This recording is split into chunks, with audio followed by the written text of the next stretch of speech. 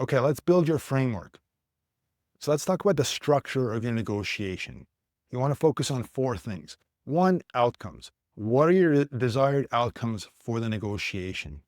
Two, alternatives. If you can't hit your top three, what are some acceptable alternatives? Three, BATNA. I'm sure we've heard about this acronym multiple times. Best alternative to a negotiated agreement. How can you walk away? If you have to walk away, what is your best alternative to that negotiated agreement? And four, pause points. Schedule these ahead of time. Put it in your plan, in your framework, when to request a lunch break or a 15-minute pause.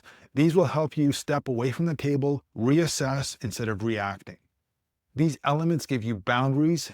The boundaries don't limit you, but they preserve your decision quality when the pressure starts to peak.